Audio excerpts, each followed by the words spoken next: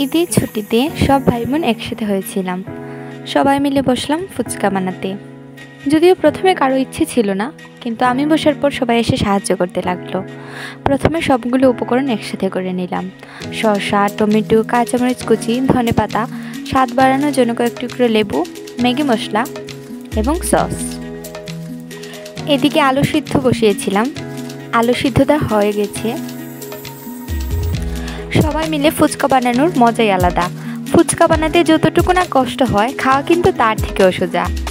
সবাই মিলে একসাথে বসে 5 মিনিটেই শেষ করে ফেলা যায়। সবাই যখন একসাথে হই, তখন কিভাবে যে সময় কেটে যায় আসলে বোঝাই যায় না।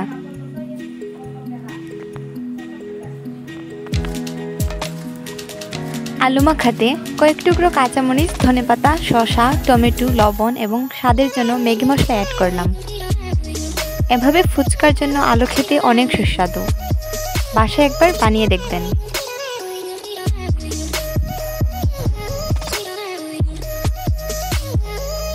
আর এদিকে আমার ভাই দুটো ডিম সিদ্ধ করে নিল। অন্যদিকে আমি কড়াইয়ে তেল বসিয়ে দিলাম ফুচকা ভাজার জন্য।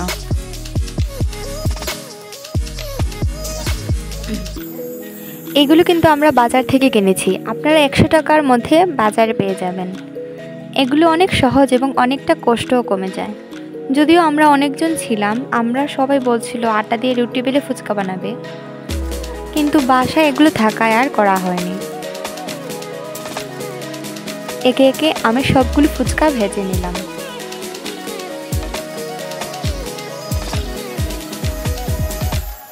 এগুলো কিন্তু তেলে ভাজার সাথে সাথেই অনেক ফুলকো হয়ে যায়।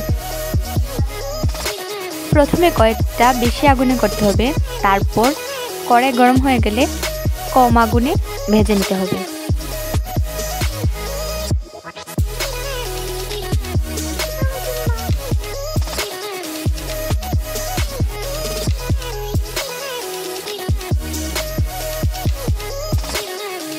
এবার সবগুলো ফুচকা রেডি করার পালা। যদিও আমার কাছে খুবই কম মনে হচ্ছিল, কারণ আমরা অনেকজন ছিলাম। তেঁতুল টক ভিজিয়ে রেখেছিলাম, সেটা প্রস্তুত করলাম। ঠিক সেমভাবে তেঁতুলটাকে কাঁচামরিচ, ধনেপাতা, শসা, টমেটো অ্যাড করলাম। একটু সসও অ্যাড করলাম। সাথে দিলাম একটু ম্যাগি মশলা।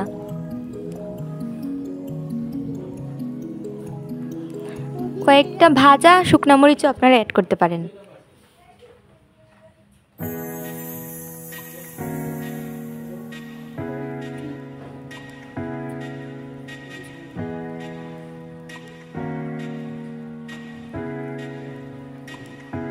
আমার ভাই বোনরা সবাই খেয়ে বলেছিল টকটা কিন্তু অনেক টেস্ট হয়েছিল।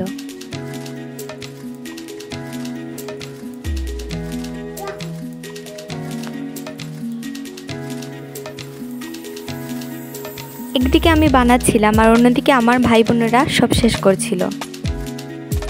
সবাই মিলে একসাথে হলে কখন যে সময় কেটে যায় বোঝাই যায় না। সবাই মিলে একসাথে হলে আপনারা একদিন ট্রাই করতে পারেন, কারণ সবাই মিলে একসাথে কোনো কিছু বানিয়ে খাওয়ার মজাই আলাদা। একবারে কিন্তু দোকানের ফুচকার মতো হয়েছিল, তাই না?